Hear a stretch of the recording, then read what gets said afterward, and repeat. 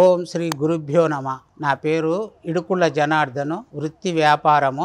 నాకు హిందూ దేవాలయాలలో ఉన్న శాస్త్ర విజ్ఞానముకి సంబంధించిన అంశాలను సేకరించడము నాకు హాబీగా ఉన్నది. మన విజ్ఞాన యాత్రలో భాగంగా మనము అస్నాకు పోతాము, ఢిల్లీకి పోతాము. అక్కడ మనకు కుతుబ్ మినార్ చూస్తాము.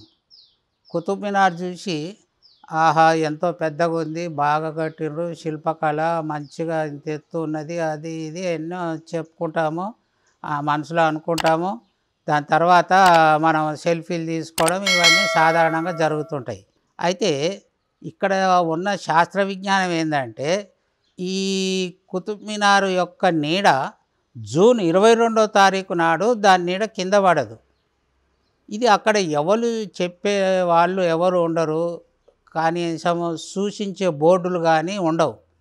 ఈ జూన్ 22వ తారీఖు నాడే దీని నీడ ఎందుకు పడదు అని అంటే ఆ రోజు మనకు ఈక్వినాక్స్ అంటే రాత్రి పగలు సమానంగా ఉండే రోజు.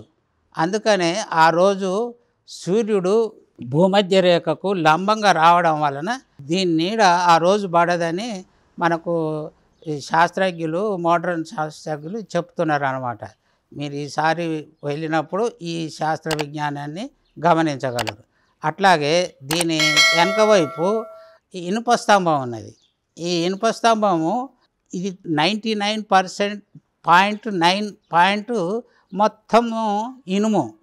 అంటే మనకు గాలిలో ఉన్న ఆక్సిజన్ను ఈ ఐరన్ గ్రహించి ఐరన్ ఆక్సైడ్ అంటే తుప్పు పట్టడం జరుగుతుంది.